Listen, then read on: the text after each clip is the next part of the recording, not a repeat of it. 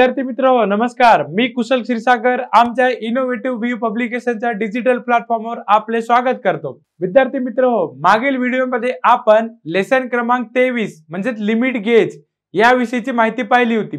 आज आपल्याला लेसन क्रमांक 24 म्हणजे विजेची ओळख याची माहिती पाहायची आहे। मित्रांनो, हा लेसन जेव्हा पूर्ण होईल तो पूर्ण झाल्यानंतर आपणास काही महत्त्वाच्या बाबी कळणार, म्हणजेच काय की विजेची ओळख, त्यानंतर त्यामध्ये वापरले जाणारे जे साधे इलेक्ट्रिक सर्किट आणि त्यांचे जे प्रकार असतात ते, त्याच्यानंतर इलेक्ट्रिक सप्लायचे जे प्रकार असतात ते, अँड देन डीसी सप्लायची पोलॅरिटी। चला तर मग सुरू करूयात। ही जी डायग्राम आहे that is the introduction about the electricity. आपल्यापैकी भरपूर जणांनी अशी सीन पिक्चर मध्ये पाहिलेली असेल आणि रिअल मध्ये पण पाहिलेली असेल।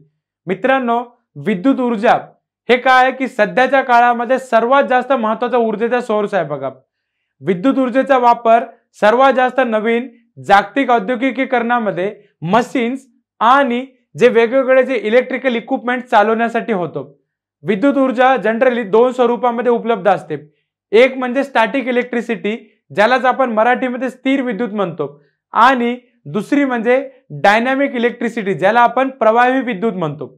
मित्रांनो, स्टॅटिक इलेक्ट्रिसिटी हे जे एक्सपेरिमेंट दिसतात ते बघा, याच्यामध्ये तुम्हाला इलेक्ट्रोस्टॅटिक फोर्स दिसतोय बघा।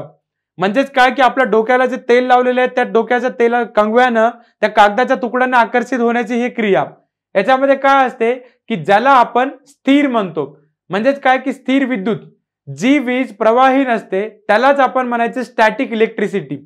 आणि जी विद्युत दोन अणूच्या घर्षणाने, फोर्स ऑफ अट्रॅक्शन और फोर्स ऑफ रिपल्शन, त्यालाच मराठीमध्ये म्हणतो परावर्तनाने किंवा स्पर्शाने जे तयार होते, घर्षण, परावर्तन आणि स्पर्श, यामुळे जी वीज म्हणजे विद्युत तयार होते त्यांना म्हणायचं स्टॅटिक इलेक्ट्रिसिटी। आता बघा, जो शिशाचा रॉड आहे तो जर आपण त्या मांजरीच्या कातडावर जर घासला तर त्या घर्षणामुळे शिशाच्या अणूमधील जे इलेक्ट्रॉन्स मुक्त होऊन त्याच कातडीच्या अणूमध्ये जातात, त्यामुळे शिसे पॉझिटिव्ह चार्ज धारण करतात आणि हा जो चार्ज आहे तो अतिशय अल्प प्रमाणामध्ये तयार होतो। तसेच बघा, आता जे मी तुम्हाला इलेक्ट्रोस्टॅटिक फोर्स म्हणजे केसामध्ये कंगवा फिरवण्याचे जे उदाहरण सांगितलं, हे जेव्हा आपण केसामध्ये कंगवा फिरवलेला असतो किंवा पेन्सिल घुसून आपण त्या कागदाच्या तुकड्याजवळ जेव्हा नेतो तेव्हा काय होते, तुमच्यापैकी भरपूर जणांना हे माहिती असेल की पेन्सिलचे तुकडे म्हणजे पेन्सिलचा जो आहे तो काय करतो, त्या कागदाच्या तुकड्यांना आकर्षित करतो। डायनॅमिक इलेक्ट्रिसिटी, डायनॅमिक इलेक्ट्रिसिटी म्हणजे काय की ज्याला आपण प्रवाही विद्युत म्हणतो। जी वीज प्रवाही असते त्यांनाच आपण डायनॅमिक इलेक्ट्रिसिटी असे म्हणू शकतो। मित्रांनो, स्ट्रक्चर ऑफ मॅटर, पदार्थाची संरचना, याच्यामध्ये काय असते की वीज जेव्हा आपल्याला समजून घ्यायची आहे तेव्हा आपल्याला त्या पदार्थाची संरचना काय हे पण समजून घेणे आवश्यक असते। पदार्थाचे मूलभूत घटक कोणते कोणते असतात? अणू, रेणू, त्याच्यानंतर number of electrons, then number of protons, या सगळ्याचा अभ्यास करणे आपल्याला जरुरी आहे। सगळ्यात आधी बघा, पदार्थ, पदार्थ म्हणजे त्याला इंग्लिशमध्ये काय म्हणतो आपण? मॅटर। हे पदार्थ म्हणजेच ज्याला एक स्वतःचे वजन असते आणि जो जागा व्यापतो त्यालाच काय म्हणायचं? पदार्थ म्हणायचं। बघा, ह्या पदार्थाच्या तीन अवस्था असतात, एक म्हणजे घनरूप, दुसरं म्हणजे वायुरूप आणि तिसरं म्हणजे द्रवरूप, सॉलिड, गॅस आणि लिक्विड।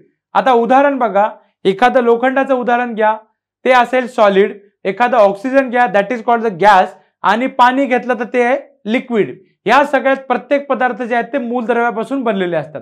आता मी तुम्हाला मूलद्रव्य म्हणजे काय सांगतो। या ठिकाणी बघा, एक मूलद्रव्य जो आहे तो त्याचा चार्ट दिलेला आहे बघा। म्हणजेच काय असते की ज्या पदार्थाचे रासायनिक प्रक्रियेने साध्या पदार्थामध्ये अपघटन करता येत नाही, ज्या पदार्थाचे रासायनिक प्रक्रियेने साध्या पदार्थामध्ये अपघटन करता येत नाही, अशा पदार्थांनाच मूलद्रव्य असे म्हणायचे। आता मूलद्रव्याचे जे पण लहान लहान जरी कण असले किंवा त्याचे आपण लहान लहान कण जरी केले तरी त्याच्यामध्ये अतिसूक्ष्म कणामध्ये दुसरा कोणता पदार्थ मिळतो का? नाही।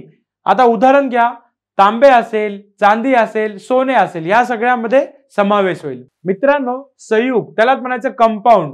दोन किंवा त्याच्यापेक्षा जास्त म्हणजे दोन पेक्षा जास्त, दोन किंवा दोन पेक्षा अधिक मूलद्रव्याच्या विशिष्ट प्रमाणातील जेव्हा आपण केमिकल रिएक्शन होते म्हणजे रासायनिक जे मिश्रण होते त्यामध्ये जो पदार्थ तयार होतो त्यालाच आपण संयुगे म्हणायचं। काय म्हणायचं त्याला? संयुगे। म्हणजेच हायड्रोजनचे 2 मॉलिक्यूल आणि ऑक्सिजनचा 1 काय होईल? पाणी. H2O stands for water.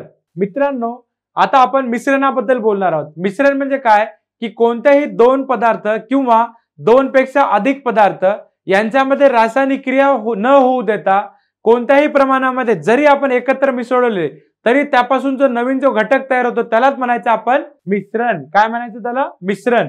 आता याचं सोपं उदाहरण काय? समुद्रामध्ये जे पण पाणी जमा होते ते. आता बघा रेणू, मॉलिक्युल्स. मॉलिक्युल म्हणजे काय की संयुगाचे असू द्या किंवा एखाद्या मूलद्रव्याचे असू द्या, सर्व गुणधर्म जेव्हा असतात आणि त्यांचे जे स्वतंत्र अस्तित्व असलेले जे पण लहानातलं लहान कण त्यालाच म्हणायचं रेणू किंवा त्याला मराठीमध्ये म्हणायचं रेणू आणि इंग्लिशमध्ये म्हणायचं मॉलिक्युल. याचं उदाहरण म्हणजे काय?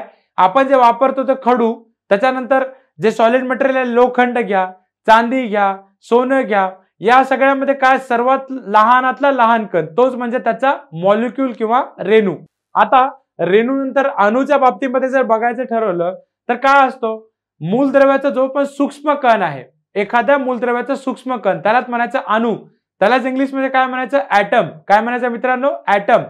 याच अनेक अणूपासून रेणू तयार होत असतो बघा. आणि अणू हा इतका सूक्ष्म असतो की एका सुईच्या टोकावर अब्जावधी अणू सामावू शकतात. आता याचं उदाहरण द्यायचं राहिलं तर हायड्रोजन बघा, त्याच्यानंतर ऑक्सिजन घ्या, यांचा जो रेणू आहे तो काय की त्या मूलद्रव्याच्या दोन अणूंनी बनलेला असतो. Atomic structure of the nucleus. Nucleus म्हणजे काय? हा जो सेंटर पार्ट आहे तो, त्याच्यामध्ये काय असतात? नंबर ऑफ प्रोटॉन आणि न्यूट्रॉन, आणि त्याच्या जे भोवती फिरणारे असतात ते असतात इलेक्ट्रॉन्स. आता याला कसं एक्सप्लेन करायचं की अणूचा जो पण केंद्र भाग आहे त्यालाच म्हणायचं न्यूक्लियस. त्यालाच आपण मराठीमध्ये म्हणतो अणुकेंद्रक. न्यूक्लियस जो आहे त्यामध्ये आता सांगितलं नंबर ऑफ प्रोटॉन्स आणि न्यूट्रॉन्स, म्हणजेच कोणत्याही न्यूक्लियसमध्ये प्रोटॉन आणि न्यूट्रॉन असतात. जेव्हा आपण अणूचे विभाजन करतो तेव्हा त्यामध्ये प्रामुख्याने आपल्याला त्याच्या मध्यभागी जो आहे तो केंद्रक भेटतो आणि त्यालाच आपण इंग्लिशमध्ये न्यूक्लियस म्हणतो, आणि त्याच्या सराउंडिंग जे रिव्हॉल्व होणारे जे इलेक्ट्रॉन्स असतात ते भेटतात, म्हणजेच भोवती फिरणारे इलेक्ट्रॉन्स. प्रोटॉन म्हणजे काय? यस, करेक्ट आहे, पॉझिटिव्ह चार्ज पार्टिकल. त्यालाच काय म्हणायचं? धनप्रभारित मूलकण. आता प्रोटॉन जे असतात ते धनप्रभारित मूलकण असतात आणि याचे जे वस्तुमान असते ते कोणत्याही इलेक्ट्रॉनच्या वस्तुमानाच्या ऑलमोस्ट 1840 टाइम्स म्हणजेच 1840 पट अधिक असते. आणि हा जो प्रोटॉन असतो तो कुठे असतो? प्रोटॉन म्हणजे हा प्रोटॉन जो आहे तो अणूच्या केंद्रभागी. आता मी तुम्हाला सांगितलं ना, प्रोटॉन आणि न्यूट्रॉन हे न्यूक्लियस मध्ये म्हणजे केंद्रभागी स्थिर असतात आणि विद्युत ऊर्जाच्या वहनामध्ये किंवा त्यांच्या हस्तांतरणामध्ये याचा कुठलाही सहभाग नसतो.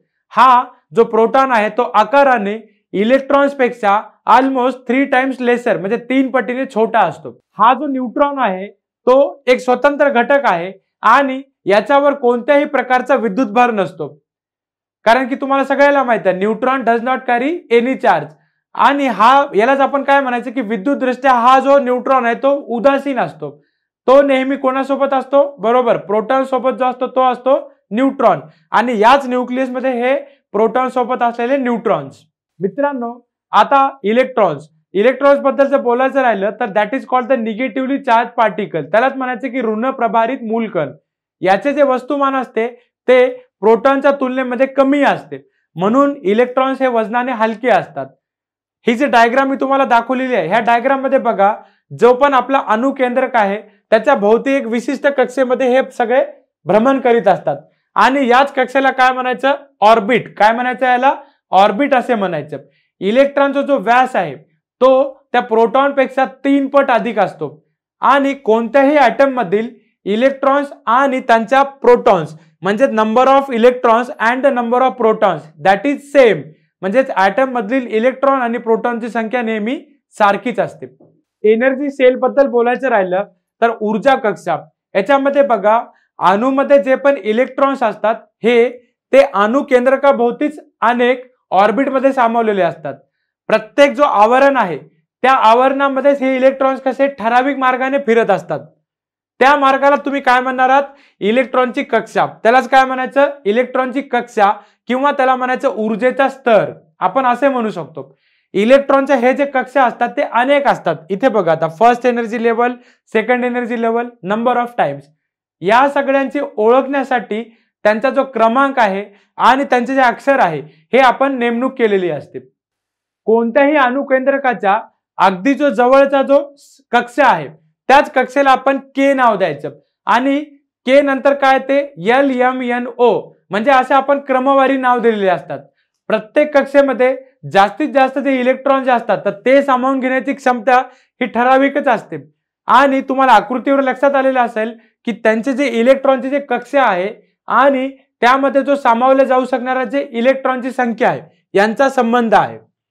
जर एखाद्या अणूमधील एकूण इलेक्ट्रॉनची संख्या जर आपल्याला माहित असेल तर प्रत्येक कक्षेमध्ये सामावल्या जाऊ शकणाऱ्या ही इलेक्ट्रॉनची संख्या पण आपण सहजरित्या माहित करू शकतो.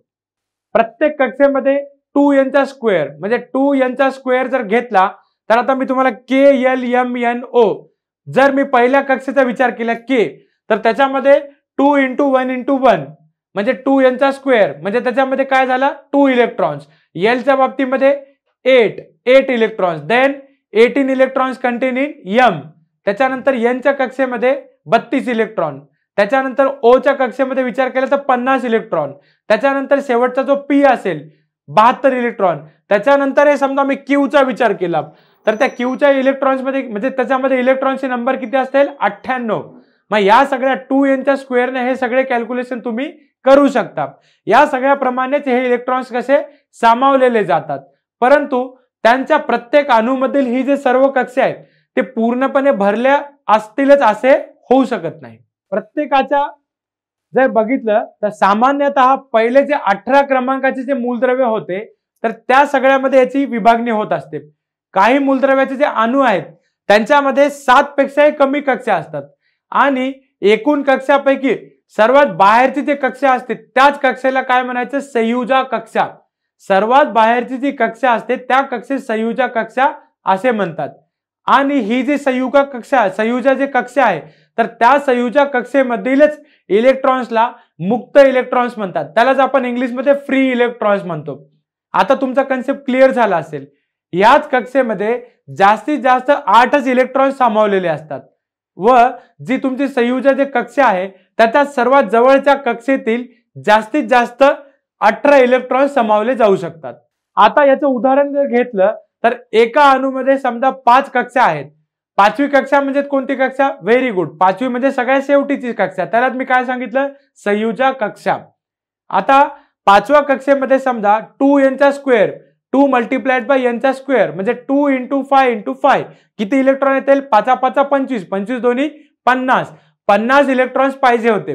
परंतु मी जे तुम्हाला सांगितलेली जी मर्यादा आहे त्याच्यामध्ये काय असेल की 5व्या कक्षेमध्ये तर 8 पेक्षा जास्त आणि जी 4थी कक्षा आहे त्याच्यामध्ये 18 पेक्षा जास्त इलेक्ट्रॉन हे असू शकत नाहीत. म्हणून जे पहिल्या अणूची जी कक्षा होती त्याच्यामध्ये 2 आणि दुसऱ्यामध्ये 8 तिसऱ्यामध्ये 18 चौथ्यामध्ये 18 आणि 5व्या आणि जी शेवटची कक्षा असेल त्याच्यामध्ये 4 इलेक्ट्रॉन सामावले जातात. एक उदाहरण सांगतो.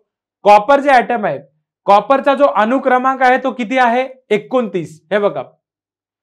त्याच्यानंतर त्यांचे जे अणू आहेत त्यामध्ये इलेक्ट्रॉन्स बघा किती आहेत. पहिल्या कक्षेमध्ये 2 आहेत. त्यानंतर दुसऱ्या कक्षेमध्ये 8 आहेत. तिसऱ्या कक्षेमध्ये 18 आणि चौथ्या कक्षेमध्ये 1 म्हणजेच 18 + 1 + 8 + 2 दॅट इज इक्वल्स टू 29. म्हणजेच याप्रमाणे एकूण 29 इलेक्ट्रॉन जे ते विभागलेले आहेत. मित्रांनो ॲल्युमिनियमचा अणुक्रमांक हा 13 आहे.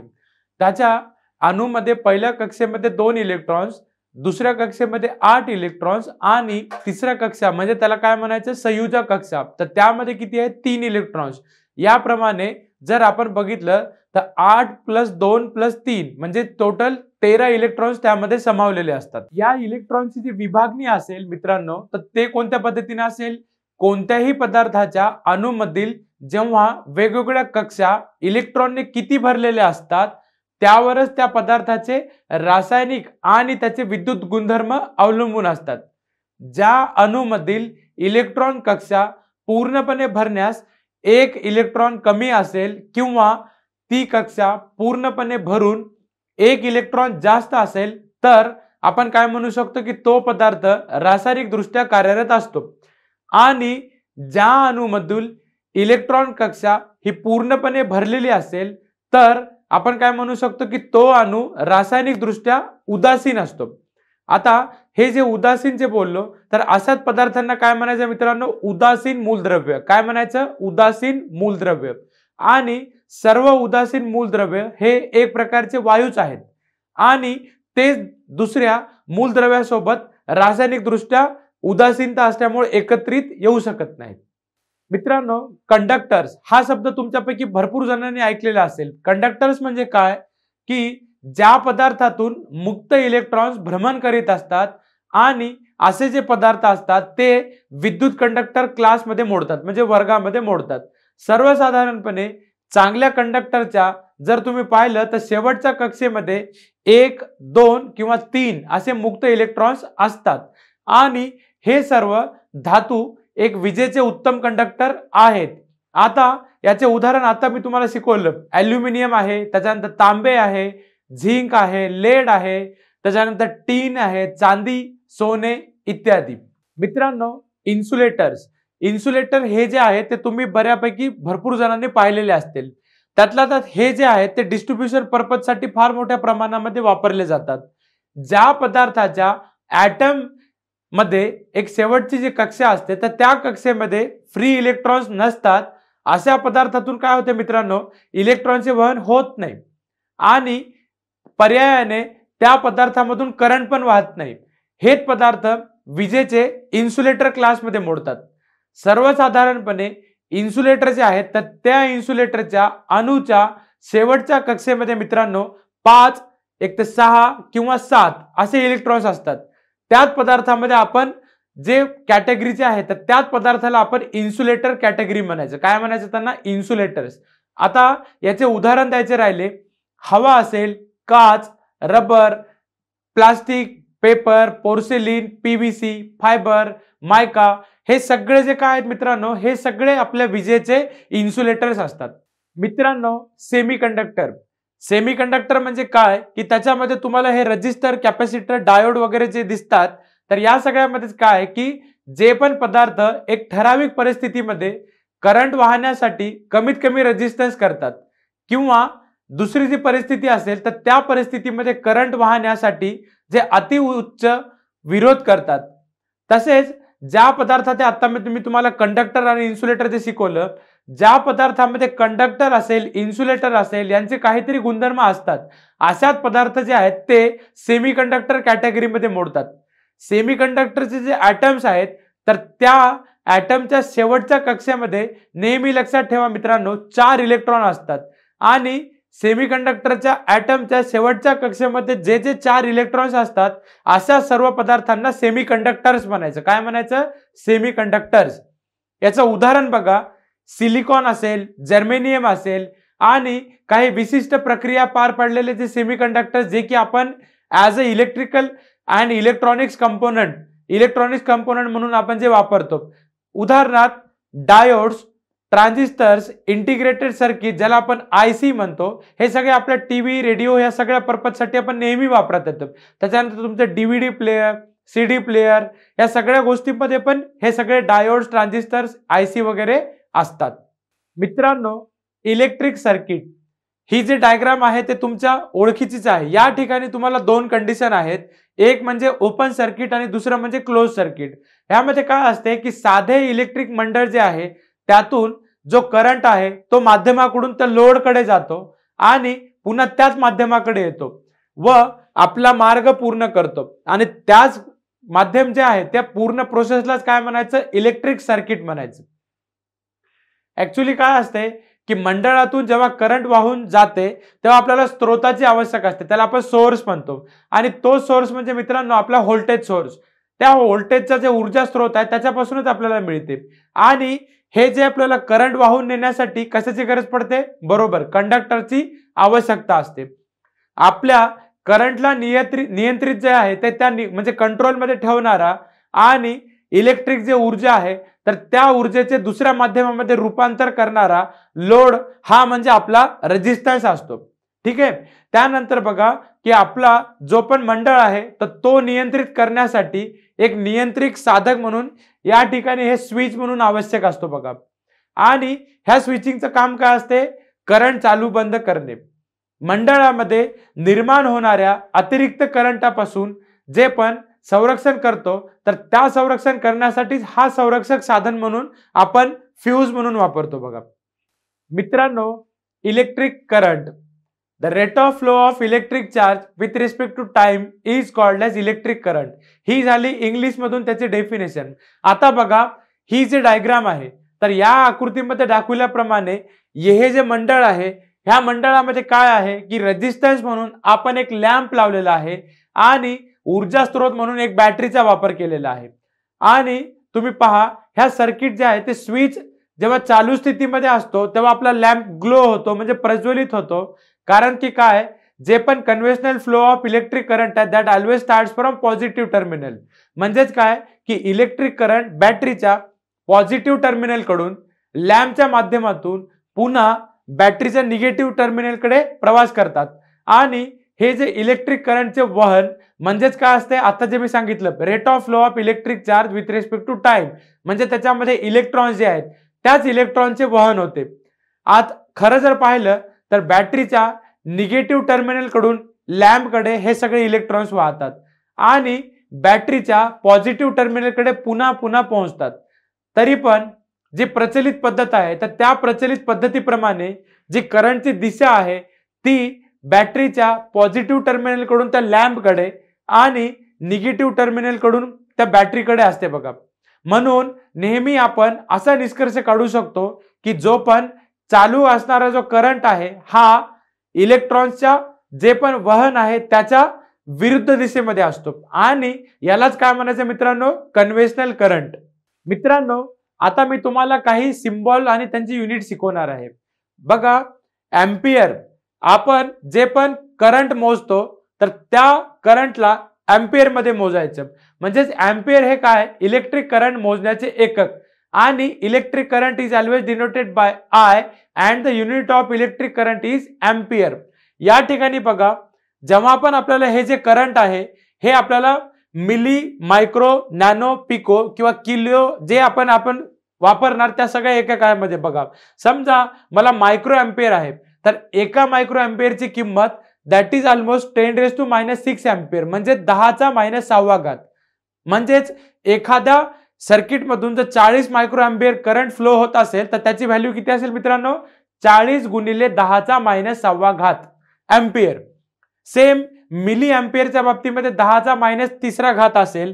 त्याच्यानंतर किलो, तुम्हाला माहित आहे सगळ्याला 1 किलो म्हणजे 1000, तर त्या हिशोबानं 1 किलो एम्पियर म्हणजे 10⁻³ म्हणजेच 1000 एम्पियरचं करंट त्या सर्किटमध्ये फ्लो होईल. मित्रांनो, आता जे मी तुम्हाला एम्पियरचे कॅल्क्युलेशन सांगितले त्यानंतर आता मी तुम्हाला डेफिनेशन ऑफ एम्पियर सांगणार आहे, म्हणजे एम्पियरची व्याख्या. जर एका कंडक्टर मधून एका सेकंदामध्ये 6.24 गुणिले 10⁻18 म्हणजे 10⁻18 एवढे जर इलेक्ट्रॉन्स वाहत करत असतील तर त्या वाहणाऱ्या पद्धतीला एम्पियर करंट म्हणायचं. काय म्हणायचं त्याला, एम्पियर करंट. उदाहरणार्थ 1 ओहम रेजिस्टन्स आहे आणि त्या 1 ओहम रेजिस्टन्स मधून 1 व्होल्ट दाबाने जे पण करंट वाहतो तर त्याच करंटला मी काय म्हणू शकतो, 1 एम्पियर करंट. काय म्हणू शकतो मी, 1 एम्पियर करंट.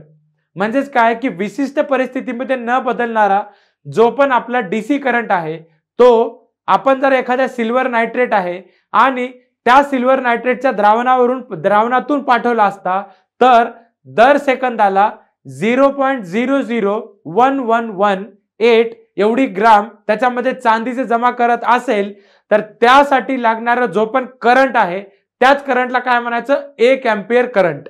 ॲमीटर, आपण जेव्हा पण एखादं, तुम्ही आता विद्यार्थी मित्रांनो प्रॅक्टिकल वगैरे जे करतात त्याच्यापैकी भरपूर जणांना ही डायग्राम माहित असेल. ह्या सगळ्यामध्ये काय आपण एक रीडिंग जे आहे ते मोजतो. म्हणजेच काय असतं की जो पण ॲमीटर आहे तर त्या ॲमीटरच्या साहाय्याने आपला जो लोडचा रेजिस्टन्स आहे त्यामधील आपण करंट, आणि तुम्हाला माहित आहे करंटचं युनिट काय, एम्पियर, म्हणजे हा जो करंट आहे तो एम्पियर मध्ये मोजतो. त्यासाठी हा ॲमीटर नेहमी त्या लोड रेजिस्टन्सच्या सिरीज मध्ये जोडायचं. एम्पियरचे जे सर्वात लहानातल्या लहान आणि मोठ्यातल्या मोठे एकक असेल ते काय असेल, आता मी तुम्हाला शिकवलं होतं काय, micro ampere. Suppose 1 micro ampere is there, तर मी काय करेल 1 गुणिले 10⁻⁻⁴ एवढं त्याचे एम्पियर करंट असेल. त्यानंतर मला जर समजा मिली एम्पियर मोजायचं असेल तर मी काय करेल 1 divided by 1000 that is equals to 1 × 10⁻³ ampere. नेहमी लक्षात ठेवा मित्रांनो, किलो मेगा गिगा ह्या सगळ्या ज्या गोष्टी आहेत ते पॉझिटिव्ह मध्ये मोजायच्या आणि मिली मायक्रो नॅनो पिको ह्या सगळ्या गोष्टी काय करायच्या निगेटिव्ह मध्ये, म्हणजे 10⁻³ 10⁻⁴ 10⁻⁹ 10⁻12. तर किलो असेल तर 1 × 10⁻³ एम्पियर. मित्रांनो ईएमएफ त्यालाच आपण काय म्हणतो इलेक्ट्रोमोटिव्ह फोर्स. जे आपले इलेक्ट्रिक मंडळ जो आहे त्या इलेक्ट्रिक मंडळामध्ये तुम्ही पहा, हे जे तुम्हाला इलेक्ट्रॉनची जे फ्लोविंगची जी दिशा आहे ते कळेल आणि बॅटरीचे कनेक्शन पण कळतील. मी तुम्हाला conventional flow of electric current आता शिकवलं. त्याच्यानंतर बघा the force which tends to produce current in the circuit is called as electromotive force. म्हणजेच काय असते मित्रांनो की इलेक्ट्रिक मंडळमध्ये जेव्हा पण जे इलेक्ट्रॉनचे जे वहन होते म्हणजे वहन जे होते ते इलेक्ट्रॉन्स वाहण्यासाठी अर्थात त्या सर्किटमध्ये इलेक्ट्रिक करंट वाहण्यासाठी नेहमी आपल्याला एक इलेक्ट्रिकल म्हणजे ऊर्जा जे स्त्रोत आहे आणि ही ऊर्जा स्त्रोत म्हणजे आपलं काय आहे बॅटरी. बॅटरी हे ऊर्जेचे स्त्रोत आहे बरोबर. या बॅटरीमध्ये निगेटिव्ह टर्मिनल जे आहे त्यावर जास्त प्रमाणामध्ये इलेक्ट्रॉन्स असतात आणि पॉझिटिव्ह टर्मिनल जे आहे तर त्यावर कमी इलेक्ट्रॉन्स असतात. अशा वेळी जे क्लोज इलेक्ट्रिक सर्किट आहे त्यामध्ये हे जे फ्री इलेक्ट्रॉन्स आहेत तर ह्या फ्री इलेक्ट्रॉन्सला हलवण्यासाठी जे पण आवश्यक असलेले जे व्होल्टेज आहे त्या बॅटरीमध्ये उपलब्ध असते बघा. म्हणजेच काय की बॅटरीमध्ये हा ईएमएफ नेहमी असतो इलेक्ट्रोमोटिव्ह फोर्स. याच बॅटरीच्या 2 टर्मिनल जे असलेल्या इलेक्ट्रॉनचा जो फरक आहे त्याच व्होल्टेजला आपण ईएमएफ प्रोड्युसिंग म्हणतो. आणि याची जी सांकेतिक खूण आहे ती कॅपिटल ई असते आणि याचे युनिट म्हणजे त्याचे एकक हे व्होल्ट आहे. पोटेन्शियल डिफरन्स म्हणजे काय काहीतरी फरक. यामध्ये काय फरक जाणवतो तुम्हाला की जो पण higher potential to lower potential जो चार्ज फ्लो होतोय त्यामध्ये बघायचं की नेहमी higher potential minus lower potential म्हणजेच काय की इलेक्ट्रिक सर्किट जो आहे त्या इलेक्ट्रिक सर्किट मधील 2 टोकामध्ये जे पण विद्युत व्होल्टेज जे आहे तर त्या दोघांच्या फरकालाच म्हणजे त्या दोघांच्या डिफरन्सलाच पोटेन्शियल डिफरन्स म्हणायचं. याची जे खूण आहे ते आता सांगितलं तुम्हाला मी कॅपिटल ई असते आणि याचे युनिट किंवा एकक हे व्होल्ट आहे. आणि नेहमी लक्षात ठेवायचं हे जे पोटेन्शियल डिफरन्स आहे हा नेहमी आपल्या कॅपिटल व्ही पेक्षा कमी असतो. आता मी तुम्हाला टर्मिनल व्होल्टेज बद्दल माहिती सांगणार आहे. टर्मिनल व्होल्टेज मध्ये बघा इलेक्ट्रिक करंट जो आहे म्हणजे इलेक्ट्रिक पुरवठा जो पण आपण करतो त्या सर्व साधनांच्या 2 टर्मिनल जे आहेत तर त्या 2 टर्मिनलवर जो मिळणारा विद्युत व्होल्टेज आहे त्याच विद्युत व्होल्टेजला टर्मिनल व्होल्टेज म्हणतात. याची जी सांकेतिक खूण आहे ती कॅपिटल व्ही आहे आणि याचे युनिट पण सेम एकक काय असेल सेम व्होल्ट आहे. हे जे व्होल्टेज आहे ते नेहमी याच्यापेक्षा कमी असते म्हणजे ई पेक्षा हे व्ही कमी आहे. Voltage drop something is missing that is called drop. काय मिसिंग आहे बघा या ठिकाणी तुम्हाला जे डायग्राम आहे जेव्हा रेजिस्टन्स मधून इलेक्ट्रिक करंट वाहतो तेव्हा त्यावेळी त्याच रेजिस्टन्स मधून वाहणारा जो करंट आहे तो करंट आणि त्याच रेजिस्टन्सची किंमत ही कशी असते त्यांच्या गुणाकारा एवढे व्होल्टेज असते. म्हणजेच V equal to I into R हे जे आपल्याला ओहमचा नियम जे आपण शिकलो त्याच ड्रॉपला व्होल्टेज ड्रॉप म्हणायचं. याची जे सांकेतिक खूण आहे ते नेहमी लक्षात ठेवायचे व्हीडी म्हणजे काय व्होल्टेज अक्रॉस द सर्किट. म्हणजेच काय झालेलं आहे की voltage drop that stands for VD that is equals to I into R. आणि हा जो आपल्याला व्हीडी कॅल्क्युलेट करायचा असेल तो आपण नेहमी जे पण आपला इलेक्ट्रोमोटिव्ह फोर्स आहे त्या इलेक्ट्रोमोटिव्ह फोर्सला जेव्हा आपण त्या सर्किटमध्ये वाहणाऱ्या व्होल्टेजला मायनस केलं आपल्याला जो मिळणारी किंमत असेल that is called the voltage drop.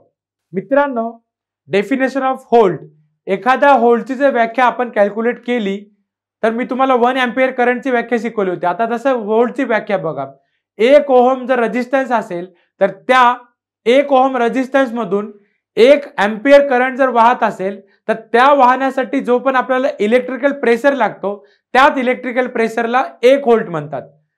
एका सेकंदामध्ये 6.24 इंटू 10⁸18 म्हणजे 6.24 गुणिले 10⁻18 एवढे त्याचे इलेक्ट्रॉन्स मुक्त करण्यासाठी जो पण आवश्यक आहे, तर त्या आवश्यक असणाऱ्या इलेक्ट्रिकल प्रेशरलाच 1 व्होल्ट असे म्हणतात. बघा, जेव्हा एक कंडक्टर आहे आणि एक कंडक्टर मधून 1 वेबर चुंबकीय रेषेमध्ये एका सेकंदामध्ये बदल निर्माण करत असेल, तर त्या कंडक्टर मध्येच जे पण इलेक्ट्रिकल प्रेशर तयार होते त्यालाच काय म्हणायचं, 1 व्होल्ट. आणि यांचे जे स्टँडर्ड वेस्टर्न सेल असतात that is almost 20 degree Celsius, म्हणजे 20 डिग्री सेल्सिअस तापमानाला जे पण आपण इलेक्ट्रिकल प्रेशर दाखवतो त्या प्रेशरला 1 व्होल्ट असे म्हणायचं. मित्रांनो, आपण आता 1 व्होल्ट म्हणजे काय हे शिकलो. आता मी तुम्हाला व्होल्टेजचे वर्गीकरण सांगतो. बघा, याच्यामध्ये low voltage, medium voltage, high voltage आणि जे आपल्या EHV lines, extra high voltage lines असतात त्या. काय असते, जेव्हा पण ऑलमोस्ट आपला जो सिंगल फेज सप्लाय आहे that is around 230 volt, suppose 250 volt पर्यंत जरी सप्लाय आला that is called the low voltage supply. त्यानंतर 251 पासून ते 650 व्होल्ट पर्यंत जी पण रेंज आली that is called the medium voltage range, त्याला म्हणायचं मीडियम व्होल्टेज. त्यानंतर बघा, 651 ते 33 kV म्हणजे 33,000 जे व्होल्ट आहे, 651 व्होल्ट ते 33,000 व्होल्ट 33 kV, त्याच लाईनला हाय व्होल्टेज लाईन म्हणायचं. आणि 33,000 व्होल्ट पेक्षा जास्त म्हणजे 33 kVच्या अबोव जे लाईन्स असतात त्यांना नेहमी EHV लाईन्स म्हणजे एक्स्ट्रा हाय व्होल्टेज असे म्हणायचं. मित्रांनो, व्होल्ट मीटर, जसं मी तुम्हाला ॲमीटर शिकवलं होतं तसं आता व्होल्ट मीटरचं बघा. हे सगळे तुम्ही प्रॅक्टिकलमध्ये तुमच्या कॉलेजमध्ये, शाळेमध्ये वगैरे केलेलं असेल. या ठिकाणी काय असते की हे जे इलेक्ट्रिकल व्होल्टेज जे आहे आपण नेहमी व्होल्ट मीटरच्या साहाय्याने मोजतो. आता जर एका स्त्रोताचे व्होल्टेज जर मोजायचे आहे तर त्या आपण काय करायचं, व्होल्ट मीटरचे पॉझिटिव्ह जे टोक आहे ते नेहमी जो आपल्याला सोर्स आहे त्या सोर्सच्या पॉझिटिव्ह टर्मिनल सोबत जोडायचं आणि जो निगेटिव्ह टर्मिनल जो आहे तो नेहमी त्या निगेटिव्ह टोकाला जोडायचा. हे जे व्होल्ट मीटर आहे हे नेहमी त्या पॅरल मध्ये, म्हणजे जसं आपण ते सिरीज मध्ये करंट सांगितलं तसं याला पॅरल मध्ये जोडायचं. त्याच्यामध्ये काय असते की आपल्याला सिरीज मध्ये नेहमी करंट सेम असते आणि पॅरल मध्ये व्होल्टेज सेम असते. तर या सगळ्या कन्सेप्ट मध्ये व्होल्टचे जे लहानातल्या लहान आणि मोठ्यातले मोठे जे एकक असतील ते बघा. मी तुम्हाला kilo, mega, giga, milli, micro, nano, pico हे शिकवलेलं आहे. आता suppose I want to calculate 1 kilo volt current, 1 kilo volt voltage. या ठिकाणी आपण करंट न मोजता व्होल्टेज मोजत आहोत. तर या ठिकाणी जे व्होल्ट आहे ते काय असेल, 1 into 10⁻³ that is called 1 kilo volt. 1 milli volt, 1 into 10⁻³ volt that is called the 1 milli volt. 1 micro volt, या ठिकाणी 1 इंटू 10⁻⁶ व्होल्ट असेल तर त्यालाच म्हणायचं 1 मायक्रो व्होल्ट. रेजिस्टन्स, रेजिस्टन्स म्हणजे काय, it is the property of the material which opposes the flow of electric current. Electric मंडळ जो आहे तर त्या इलेक्ट्रिक मंडळात करंट आणि व्होल्टेज यांच्या सोबतचा जो तिसरा घटक असतो तोच म्हणजे रेजिस्टन्स. कंडक्टर मधून इलेक्ट्रिक करंट जेव्हा वाहतो तेव्हा त्या इलेक्ट्रिक करंट वाहत असताना त्या पदार्थाकडूनच त्या करंट वाहण्यामध्ये जो विरोध होतो त्यासच काय म्हणायचं, इलेक्ट्रिक रेजिस्टन्स. हा जो इलेक्ट्रिक रेजिस्टन्स आहे त्या इलेक्ट्रिक रेजिस्टन्सचा जो एकक आहे त्यालाच ओहम म्हणायचं. याच इलेक्ट्रिक रेजिस्टन्सची जी सांकेतिक खूण असेल that is capital R and the unit of resistance is ohm. 1 ओहमची व्याख्या बघा. एखाद्या रेजिस्टन्स मधून 1 व्होल्ट प्रेशर जो आहे तर त्या 1 व्होल्ट प्रेशरने 1 एम्पियर करंट जर वाहत असेल तर त्या रेजिस्टन्सची किंमत नेहमी 1 ओहम असते. ओहमचे लहानातल्या लहान आणि मोठ्यातल्या मोठे जे एकक आहे ते पुढील प्रमाणे बघा. मी तुम्हाला kilo, mega, giga, milli, micro, nano, pico हे करंट, व्होल्टेज या सगळ्यामध्ये सांगितलं होतं. आता रेजिस्टन्स मध्ये तेच लक्षात ठेवायचं. Suppose I want to calculate 1 mega ohm value, then what should we do, 1 into 10⁻⁶, 1 गुणिले 10⁻⁴ म्हणजे ती असेल 1 मेगा ओहमची व्हॅल्यू. 1 किलो ओहम 1 इंटू 10⁻³ म्हणजेच 1000 ओहम. 1 मिली ओहम, मी तुम्हाला सांगितलं मिली, मायक्रो, नॅनो, पिको यापैकी काही असेल तर ते मायनस व्हॅल्यू मध्ये जाईल. म्हणजेच काय, 1 divided by 1000 that is equals to 1 into 10⁻³ ohm. micro, that stands for 10 raised to minus 6 value. So 1 into 10 raised to minus 6 will be value of 1 micro ohm. Okay, जसं आपण करंट मोजायचा असेल तर अॅमीटरचा वापर केला, व्होल्टेज मोजायचा असेल तर व्होल्टमीटरचा वापर केला, तसं आपल्याला जर रेजिस्टन्स मोजायचा असेल तर त्याच्यासाठी पण काहीतरी मीटर लागेल. जेव्हा पण आपल्याला इलेक्ट्रिकल जे पण रेजिस्टन्स आहे तर त्याची ओहमिक किंमत आपल्याला किंवा ओहम मीटर किंवा त्यालाच आपण व्हीटस्टोन ब्रिज या नावाने ओळखली जाते. बघा, मल्टीमीटरने सुद्धा रेजिस्टन्सची ओहमिक किंमत आपण नेहमी मोजू शकतो. हे जे कनेक्शन्स आहेत ते तुम्हाला माहित आहेत. आंतरराष्ट्रीय ओहम, त्यालाच आपण इंग्लिशमध्ये म्हणतो इंटरनॅशनल ओहम. काय असेल बरं हा इंटरनॅशनल कन्सेप्ट, की 14.4521 ग्रॅम मास, त्याची 106.3 त्याची लेंथ आणि त्याचं 1.59 mm त्याची जी जाडी आहे, तर त्या असलेल्या पाऱ्याच्या स्तंभाचे तापमान जर 0 डिग्री सेल्सिअस असताना त्यातून वाहणारा विजेचा न बदलणारा करंट म्हणजे तो असेल डीसी, त्या पाठविल्यास तर तो जो करंट असेल त्या करंटला पाऱ्याच्या होणाऱ्या रेजिस्टन्सला नेहमी आंतरराष्ट्रीय ओहम असे म्हणतात. याची जी सांकेतिक खूण आहे ती ओहम आहे. कंडक्टन्स, जेव्हा पण सर्किट मधून करंट वाहून नेणाऱ्याचा जो गुणधर्म आहे त्याच सर्किट मधून करंट वाहून नेणाऱ्या गुणधर्मासच नेहमी कंडक्टन्स असे म्हणतात. जो कंडक्टन्स आहे तो रेजिस्टन्सच्या विरुद्ध असतो आणि याची जी सांकेतिक खूण आहे दॅट इज कॅपिटल जी. या ठिकाणी बघा, capital G equal to 1/r, reciprocal of resistance असं पण आपण त्याला म्हणू शकतो. याचे जे युनिट आहे ते आहे मो, म्हणजेच ओहमचा उलटा मो झाला. या चिन्हाने आपण दाखवतो आणि याचा जो चांगल्या कंडक्टरचा जर कंडक्टन्स जास्त असतोच व त्यासोबत त्याचा रेजिस्टन्स नेहमी कमी असतो, कारण की जो कंडक्टन्स आहे त्याचा नेहमी जे पण इन्व्हर्सली प्रोपोर्शनल काय असेल तर त्याचा रेजिस्टन्स. मित्रांनो, इलेक्ट्रिकल क्वांटिटी म्हणजे काय, की सर्किट मधून जे पण करंट फ्लो होते तर ते करंट वाहताना जे व्होल्टेज तयार होते त्यालाच आपण नेहमी काय म्हणतो, चार्ज. काय म्हणतो त्याला आपण, चार्ज. या चार्जचे युनिट जे आहे ते कुलम. चार्ज कशामध्ये मोजतो आपण, कुलम. म्हणून कोणतीही इलेक्ट्रिकल क्वांटिटी घ्या, त्या इलेक्ट्रिकल क्वांटिटीला जर तुम्ही त्याच्या करंट सोबत त्याच्या टाइम सेकंदाला मल्टिप्लाय केलं, म्हणून म्हणजेच Q equal to capital I into small T जर केला तर तुम्हाला त्याची इलेक्ट्रिकल क्वांटिटी कॅल्क्युलेट करता येईल. मित्रांनो, कुलम नावाचा जो शास्त्रज्ञ होता त्यांनी काय सांगितलं होतं, की 1 अँपिअर करंट एका सेकंदामध्ये जर वाहत असेल तर ते वाहण्यासाठी 1 कुलम म्हणजे 1 कुलम आपण वीज पाठवली जाते. याचे दुसरे युनिट जे आहे ते काय आहे, अँपिअर सेकंद. म्हणजे याचं दुसरं नाव काय, अँपिअर सेकंद. तसेच याचे जे सगळ्यात मोठं जे एकक आहे दॅट इज त्या सेकंदाला फक्त आवर मध्ये कॅल्क्युलेट करायचं, म्हणजेच काय, ampere second is converted into ampere hour. आता मला समजा 1 अँपिअर आवर कॅल्क्युलेट करायचा असेल तर मी काय करू शकतो, 3600 अँपिअर सेकंद किंवा 3600 कुलम पण म्हणू शकतो. याच 1 कुलमची व्हॅल्यू नेहमी मी तुम्हाला आता शिकवली होती 6.242 इंटू 10 रेज टू 18, 6.242 गुणिले 10⁻18 एवढे त्याच्यामध्ये इलेक्ट्रॉन्स फ्लो होतात. इलेक्ट्रिक सप्लाय म्हणजे काय, जे पण तुमच्या समोर या ठिकाणी दिसते त्या ठिकाणी बघा, यूपीएस जो आहे that is called the uninterruptible power supply. SMPS जो आहे त्याला म्हणतो आपण स्विच मोड पॉवर सप्लाय. हा जो आहे तो एलपीएस म्हणजे लिनियर पॉवर सप्लाय. हा आपला डीसी साठी वापरला जाणारा DC power supply. Then this is called the AC adapter, regulated power supply. हे जे सगळ्या तुमच्या समोरचे उदाहरण आहेत त्यापैकी तुम्ही भरपूर हे वापरत पण असताल. आता बघा, विजेवर जेव्हा आपण काम करतो तेव्हा त्या विजेवर काम करताना त्याचे अचूक जे आहे ते मोजमाप करावे लागते आणि हेच मोजमाप आपण वीजचे जे वीज मापक म्हणून जे आहे त्याचा उपयोग करून घेतो. वीज मापकाचे तसे अनेक प्रकार आहेत आणि प्रत्येक वीज मापकाचे जे कार्य आहे ते कार्य करण्याचे तत्व पण वेगवेगळे आहेत. प्रत्येक वीज मापक विशिष्ट किंमत मोजण्यासाठी किंवा एक किंवा अनेक किमती मोजण्यासाठी योग्य ते बदल करून आवश्यक मार्गदर्शक तत्वासह जे पण बनवलेली असतात.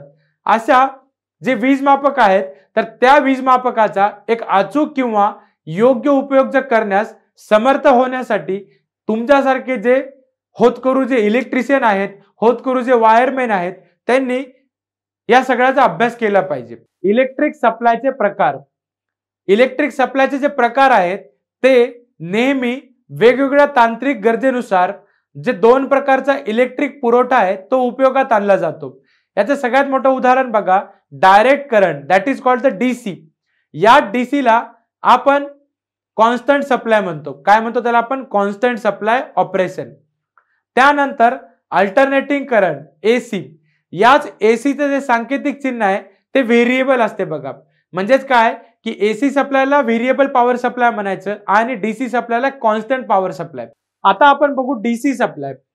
काय असते डीसी सप्लाय? की नेहमी जे डीसी सप्लाय आहे तर त्या डीसी सप्लायचे एखादा सेल घ्या, एखादी बॅटरी घ्या, हे किंवा मग डीसी जनरेटर घ्या, हे त्याचे काय ते स्त्रोत आहेत. डीसी सप्लायचा स्विच चालू केल्यापासून ते बंद करण्याच्या क्षणापर्यंत नेहमी जे डीसी व्होल्टेजची किंमत आहे किंवा त्याची पोलॅरिटी न बदलता ते काय असते? सतत कायम असते बघा. डीसी सप्लायची जी पण पोलॅरिटी आहे that is called the positive terminal and negative terminal. आणि या डीसीच्या नेहमी कन्व्हेन्शनल करंटची जी दिशा आहे ते नेहमी त्याच्या सप्लायच्या स्त्रोताच्या बाहेरून पॉझिटिव्ह कडून निगेटिव्ह कडेच असते. मित्रांनो, डीसी सप्लाय नंतर बघा डीसी करंट. डीसी करंटचे हे जे डायग्राम्स आहेत ते तुम्हाला कळेल की या ठिकाणी काय आहे की जेव्हा पण इलेक्ट्रिक करंट जे आहे त्या इलेक्ट्रिक करंट वाहण्याला व्होल्टेज जे कारणीभूत असते. जर एखाद्या मंडळाकडून डीसी करंट वाहू लागला तर त्या मंडळातील जे पण इलेक्ट्रॉनची जे हालचाल आहे ते एकाच दिशेने चालू असते. म्हणून आपण काळजी काय घ्यायची की डीसी मंडळाचा स्विच चालू केल्यापासून बंद करेपर्यंत जे डीसी करंट आहे ते नेहमी एकाच दिशेने, म्हणजे मी तुम्हाला आधी शिकवलं होतं कॉन्स्टंट पॉवर सप्लाय, त्या ठिकाणी त्याचा उपयोग करायचा. डीसी करंट जे आहे एकाच दिशेने किंवा किमतीने स्थिर असते, याची नेहमी दक्षता घ्यायची. डीसी सप्लाय नंतर आता आपण बघणार आहोत एसी सप्लाय. एसी सप्लायचे बघा जे पण पुरवठ्याचे जे स्त्रोत आहे ते आपली जे पोलॅरिटी आहे आणि व्होल्टेजची जी किंमत आहे ते नेहमी काय असते? बदलत असते. एसी म्हणले की डोक्यामध्ये एकच गोष्ट आणायची, व्हेरिएबल पॉवर सप्लाय. आता आपल्या घरामध्ये जे पण सप्लाय कंपनीकडून म्हणजे डिस्ट्रीब्युशन कडून जे पण येणारे व्होल्टेज आहे हे नेहमी एसीचे असते. हे डायग्राम्स बघा, ह्यामध्ये तुम्हाला हा जो ग्राफ दिसेल हा नेहमी तुम्हाला एक वेव्हफॉर्म दिसेल. ह्या नेहमी तुम्हाला काय की हा नेहमी तुम्हाला काय जे एसी व्होल्टेजची जी किंमत आहे म्हणजेच काय की करंट वर्सेस टाइम हा ग्राफ आहे बघा. या ठिकाणी हे जे आपल्याला करंट मिळेल दॅट इज आय मॅक्स, म्हणजे ज्याला म्हणायचं मॅक्झिमम करंट. ठीक आहे. आणि हे जे ग्राफ आहे that is voltage versus time. या ठिकाणी जो ग्राफ मिळेल that is called the V max, म्हणजे मॅक्झिमम व्होल्टेज. म्हणून हे नेहमी काय असते, जे ओरिजिनची वरची साइड आहे त्याला म्हणायचं पॉझिटिव्ह चार्ज म्हणजे पॉझिटिव्ह टर्मिनल साइड, आणि ओरिजिनच्या खालची जी साइड आहे त्याला म्हणायचं निगेटिव्ह टर्मिनल साइड. मित्रांनो, एसी व्होल्टेज, एसी व्होल्टेजची जी किंमत आहे आणि एका सेकंदामधील जे पण व्होल्टेजचा जो बदल आहे त्याच बदलला आपण फ्रिक्वेन्सी म्हणायचं. काय म्हणायचं त्याला? फ्रिक्वेन्सी. म्हणजेच काय? Number of oscillations completed in one cycle. Frequency वीजमापकात जे आपण कॅपिटल एफ ने जे डिनोट करतो तर त्याचे जे युनिट काय आहे? हर्ट्झ. जेव्हा पण आपण एसी सप्लाय दाखवतो तर त्याची जी परिणामकारक किंमत असेल किंवा त्याची फ्रिक्वेन्सी आपण नेहमी सांगितली जाते. सपोज आपण लाइटिंग साठी जो पण एसीचा पुरवठा करतो एसी सप्लायचा, त्यामध्ये तुम्ही नेहमी बघा सिंगल फेज 230 व्होल्ट 50 हर्ट्झ अशी आपल्याला सांगितली जाते. या ठिकाणी हा 230 कधी कधी 240 पण दाखवला जातो. एसी पुरवठ्याचे जे पण टर्मिनल्स किंवा फेज लाईन जे आहेत तर त्या नेहमी कॅपिटल एल म्हणजे लाईन आणि जे न्यूट्रल आहे तो एन, कॅपिटल एन अशा खुणेने दाखवलेले असतात. मित्रांनो, पोलॅरिटी. पोलॅरिटी म्हणजे काय की त्याची सांकेतिक खूण. जे पण डीसी सप्लायची जी पोलॅरिटी आहे ही नेहमी पॉझिटिव्ह किंवा निगेटिव्ह अशीच ओळखली गेली पाहिजे. एखादे डिव्हाइस आपल्या सप्लायला कसे जोडावे हे दर्शवण्यासाठी डीसी पोलॅरिटी ओळखली जाते. उदाहरणार्थ, जर मला एखाद्या रेडिओ ट्रान्झिस्टर मध्ये नवीन सेल टाकायचा आहे तेव्हा मी काळजी काय घेणार की ते सेल मी टाकतोय ते व्यवस्थित बसलेत का नाही. म्हणजेच काय की ज्या सेलचं जे पॉझिटिव्ह टोक आहे ते रेडिओच्या पॉझिटिव्ह टोकाला जोडलेले गेलं पाहिजे आणि जे निगेटिव्ह टोक आहे ते नेहमी रेडिओच्या निगेटिव्ह टोकाला जोडलं गेलं पाहिजे. मित्रांनो, पोलॅरिटीचे महत्व. आता मी तुम्हाला पोलॅरिटी म्हणजे काय सांगितलं. आता बघा, सपोज हा जो डीसी सप्लाय आहे तर त्या डीसी सप्लायला नेहमी निश्चित अशी पोलॅरिटी असते. त्यातील जो पॉझिटिव्ह टर्मिनल आहे त्याला नेहमी प्लस व्ही अशी खून दिलेली असते. हे जे प्लस आणि मायनस जे आहे या ठिकाणी तुम्हाला प्लस व्ही अशी खून दिली जाते. जेव्हा निगेटिव्ह टर्मिनलची ओळख करून घ्यायची असेल तेव्हा हा मायनस, हे मायनस अशी खून दिलेली असते. ज्या पण इलेक्ट्रिकचे जे घटक आहेत त्या इलेक्ट्रिक घटकाच्या टोकावर पॉझिटिव्ह किंवा निगेटिव्ह अशी ओळख दिलेली असते. त्याच घटकाला ध्रुवीयता असलेले म्हणजे त्याची जे इंडिकेशन असलेले घटक आहेत. जास्तीत जास्त व्होल्टेज, करंट किंवा पॉवर अशी जे मिळवायचे असेल तर नेहमी आपण काय करायचं, हे जे सेल्स आहेत किंवा बॅटरी जे आपण म्हणतो, number of cells at a time connection म्हणजे त्याला म्हणायचं बॅटरी, तर हे नेहमी सिरीज किंवा पॅरलल असे जोडले गेले पाहिजे.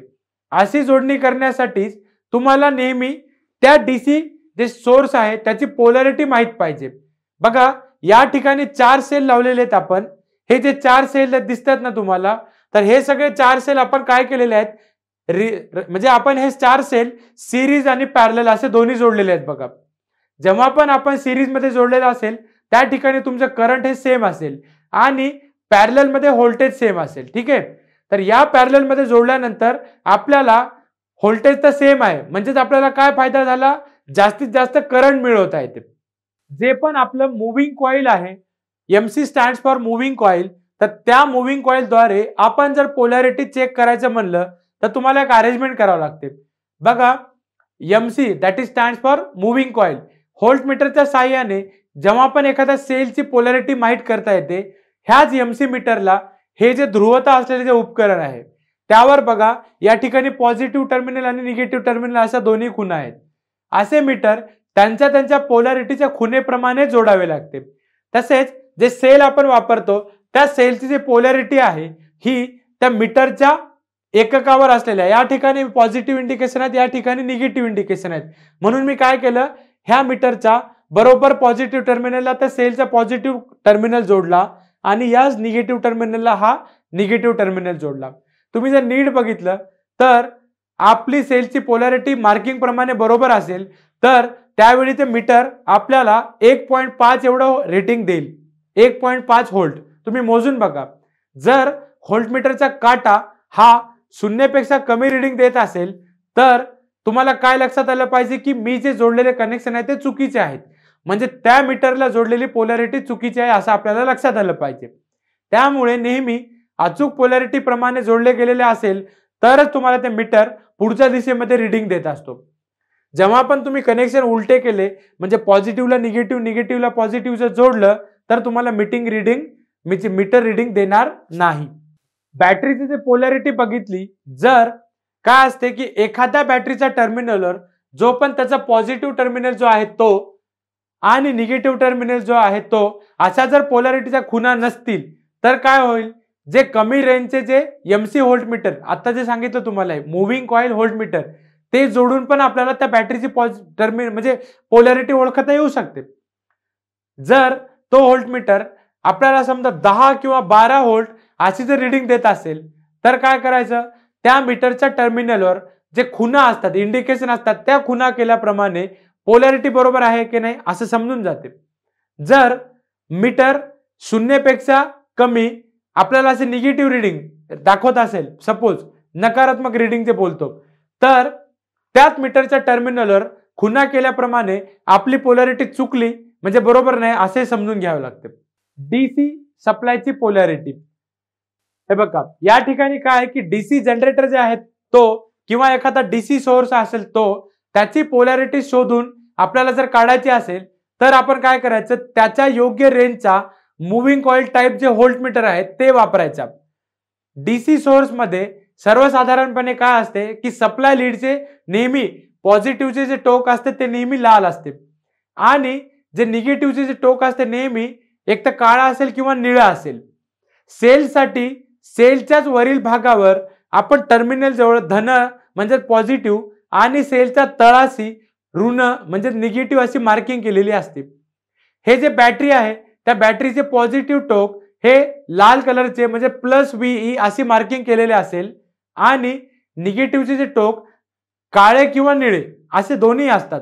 म्हणजे कधी काळे असू शकतात कधी निळे पण असू शकतात. मग त्यावर तुम्ही लक्षात कसं ठेवायचं, -VE अशी मार्किंग दिलेली असते.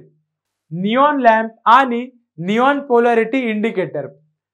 आपल्याला जर पोलॅरिटी तपासायची असेल तर आपण ह्या निऑन लॅम्पचा पण वापर करू शकतो. याच लॅम्पच्या सिरीजमध्ये 220 किलो ओहम म्हणजे काय, मी तुम्हाला किलो म्हणजे शिकवलं, 220 गुणिले 10⁻³ एवढा ओहमचा एक रेझिस्टन्स वाहतो. याच लॅम्पला जे सप्लाय असतात त्या सप्लायच्या दोन्ही तारा जर जोडल्या तर आपला सप्लाय जर AC असेल तर काय होईल, त्या लॅम्पचे जे दोन्ही जे आहेत कोणते ते इलेक्ट्रोड्स ते काय होतात, पेटतात. मात्र सप्लाय जर DC असेल तर काय होईल, त्या लॅम्पचा फक्त एकच इलेक्ट्रोड पेटेल आणि त्याच्या जोडलेले जे दुसरे टोक आहे म्हणजे निगेटिव्ह जे असते. म्हणून आपल्याला या इंडिकेटरच्या साहाय्यानेच ह्या DC ची पोलॅरिटी तपासता येते. बघा हे जे डायग्राम मध्ये मी दाखवलेले जे आहेत हे निऑन पोलॅरिटी इंडिकेटर जे आहे ते तुम्हाला भेटून जाईल. याच्यामध्ये काय असते, बेसिकली एक काचेची एक इंडिकेशन म्हणजे दर्शनीय खिडकी जे बोलतो ते असते. त्याच खिडकीवर आपल्याला नेहमी प्लस आणि मायनस असं तुम्हाला दोन्ही पण खुणा दिलेल्या असतात. मित्रांनो, इलेक्ट्रिक करंटच्या बाबतीमध्ये सांगायचं राहिलं तर त्याचे जे परिणाम असतात म्हणजेच काय, effects of electric current. Electric current that is the electrical circuit मधून जो वाहत असतो तर तो तुम्ही ह्या डायग्राम म्हणून ओळखू शकता. याच्यामध्ये काय असते ऍक्च्युअली की इलेक्ट्रिक शक्ती म्हणजे ही एक अशी अदृश्य शक्ती आहे, ती आपल्याला ना डोळ्याने दिसते ना काही जाणवते, बट आपल्याला फक्त त्याचा परिणाम जाणवतो. बघा कसा परिणाम जाणवतो की विजेच्या अस्तित्वात आपल्याला जो इलेक्ट्रिक करंट जो लागतो त्याच्यावरूनच कळते. आता बघा ह्या व्यक्तीला शॉक लागलेला आहे, त्याच्यानंतर जेव्हा पण आपल्याला एखाद्या हीटर मधून जे उष्णता मिळते ते, त्याच्यानंतर आपल्याला एखादा लॅम्प किंवा युट्यूब म्हणजे ट्यूब जे असते लॅम्प किंवा ट्यूब तर त्याद्वारे जे आपल्याला प्रकाश मिळतो तो, आपण जे मोटर फिरवण्यासाठी जे आपल्याला करंट लागते ते, म्हणजे या सगळ्या गोष्टी कशा आहेत that is totally different things. But आपल्याला हा जो इफेक्ट आहे तो प्रत्येक ठिकाणी डोळ्याने दिसत नाही बट जाणवतो.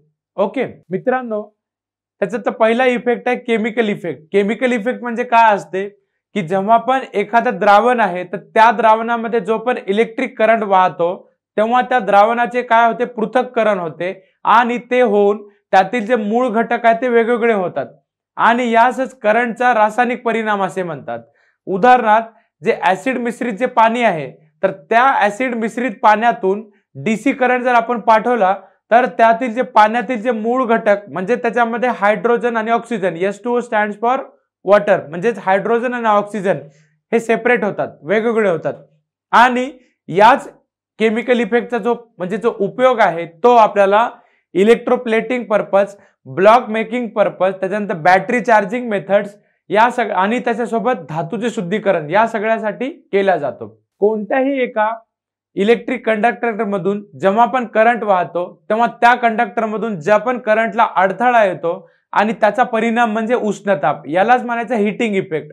ह्या हीटिंग इफेक्टचे सगळ्यात फेमस उदाहरण हे आपली इलेक्ट्रिकची इस्त्री घ्या, हीटर घ्या, त्याच्यानंतर इलेक्ट्रिक बल्ब घ्या, त्याच्यानंतर हे आपलं ब्रेड टोस्टर घ्या. ह्या सगळ्यामध्ये हीटिंग इफेक्ट आपल्याला जाणवतो. मित्रांनो, हीटिंग इफेक्ट नंतर मॅग्नेटिक इफेक्ट बद्दल बोलू. मॅग्नेटिक इफेक्ट म्हणजे काय की करंट कॅरिंग कंडक्टर जो आहे तो जर एखादा आपण चुंबकीय कंपाजवळ नेला तर त्यातील जे सुई हलते, म्हणजेच when a current carrying conductor is placed in a magnetic field then the electric current and the magnet म्हणजे यांच्यामध्ये काहीतरी आपल्याला रिलेशनशिप जाणवते. जेव्हा पण इलेक्ट्रिकल कंडक्टर आहे तर त्याभोवती एक समकेंद्री चुंबकीय रेषा जे तयार होते आणि तेव्हा जे करंट वाहत असलेली जे कंडक्टर आहे ती एका लोखंडी कोरवर जर आपण गुंडाळली म्हणजे त्याला आपण कॉईल माउंटिंग म्हणतो तर आपल्याला त्या लोखंडी कोर मध्ये एक इलेक्ट्रोमॅग्नेट तयार मिळते. याचाच उपयोग सगळ्यात फेमस एक्झाम्पल म्हणजे आपली इलेक्ट्रिक बेल असेल, इलेक्ट्रिक मोटार असेल, पंखा असेल, त्याच्यानंतर ट्रान्सफॉर्मर असेल, त्याच्यानंतर जे आपण डिफरंट टाइप्स ऑफ स्टार्टर्स जे वापरतो त्या सगळ्यामध्ये हा इफेक्ट जाणवतो. आता बघणार आहोत आपण gas ionisation effect. Gas ionisation म्हणजे काय की एक बंद काचेची नळी आहे, त्या बंद काचेच्या नळीमध्ये एक विशिष्ट गॅस भरायचा आणि त्या नळीमध्ये इलेक्ट्रॉन जर आपण पाठवले तर त्याच गॅसचे काय होतात, आयन्स तयार होतात आणि त्याचेच आपल्याला प्रकाश किरण जे आहेत ते बाहेर फेकल्या जातात. या गॅस आयोनायझेशन इफेक्टचा जो उपयोग आहे तो as per the diagram indicates fluorescent tube असतील, त्याच्यानंतर आपली जे मर्क्युरी वेपर लॅम्प आहे, त्याच्यानंतर सोडियम वेपर लॅम्प आहे, त्याच्यानंतर आपण जे जास्त प्रमाणामध्ये वापरलेला निऑन लॅम्प आहे, ह्या सगळ्यामध्ये याचा उपयोग होतो. मित्रांनो, आता मी तुम्हाला काही स्पेशल रेज इफेक्ट सांगतो. कसं असते, इलेक्ट्रिक करंट जे आहे तर त्या इलेक्ट्रिक करंटमुळेच आपल्याला जो डॉक्टर जे एक्सरेज काढतात किंवा जे लेझर रेज वगैरे जे दिसतात ह्या सगळ्या निर्माण करता येतात. म्हणून that is about the special rays effect. मित्रांनो, हा जो शॉक इफेक्ट आहे हा तुमच्यापैकी भरपूर जणांना माहित आहे, कारण की असं कोणीही शक्यतो व्यक्ती नसते की त्या व्यक्तीला मायनर असो का मेजर असो शॉक लागलेला नसतो.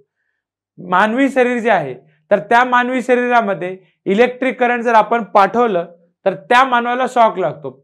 आता काही अशा कंडिशन येतात, काही पेशंट असे असतात की त्या व्यक्तीला आपल्याला शॉक पण द्यावं लागतात. उदाहरणार्थ डोक्यावर झालेला परिणाम, समजा आपण म्हणतो याचा डोक्यावर परिणाम झाला, याला शॉक द्यावं लागतं म्हणतो. म्हणजेच काय असते की डोक्यावर जर परिणाम झालेला रोगी असेल किंवा एखादा कॅन्सरग्रस्त व्यक्ती आहे तर त्या व्यक्तीवर पण आपण शॉकद्वारे ट्रीटमेंट करू शकतो. याच परिणामाला फिजिकल इफेक्ट म्हणायचं. काय म्हणायचं याला? Physical effect. कसं असते, आपलं शरीर हे विजेचं मंद वाहक आहे आणि त्यामुळे आपल्या शरीरामधून जे पण इलेक्ट्रिक करंट वाहून जाते ते मंडळ पूर्ण होत असेल तर आपल्याला इलेक्ट्रिक शॉक बसतो. आणि शॉक म्हणजे काय असते की शरीरामधून जे पण इलेक्ट्रिक करंट जेव्हा वाहते तेव्हा त्याच्यामध्ये उष्णता निर्माण होऊन आपले जे रक्त आहे ते जळू लागते. शॉकमुळे एखाद्या वेळी एखादी व्यक्ती जर समजा कंटिन्यू त्या विजेशी चिटकून राहिली तर त्याची दुसरी पॉसिबिलिटी आहे की त्या इलेक्ट्रिक शॉकने ती व्यक्ती दूर पण फेकल्या जाऊ शकते. म्हणजेच काय सांगायचे मला की शॉकची जी तीव्रता आहे ही त्या शरीरामधून वाहणाऱ्या करंटच्या किमतीवर आणि विजेच्या ज्या संपर्कातील जे वेळ आहे त्यावर अवलंबून असते. तसेच या शॉकमुळे जे रक्ताभिसरण जे क्रिया आहे त्यावर त्याचा परिणाम होतो. त्यानंतर जी शॉकची तीव्रता आहे ती जर अधिकच असेल तर आपण मृत्यू पण पडू शकतो. हा तर विद्यार्थी मित्र हो, अशा प्रकारे आज आपण लेसन क्रमांक 24 त्याच्यामधली पहिला पॉइंट म्हणजे विजेची ओळख, त्याच्यानंतर त्यामध्ये साधे इलेक्ट्रिक सर्किट आणि त्यांचे प्रकार, त्यासोबतच मी तुम्हाला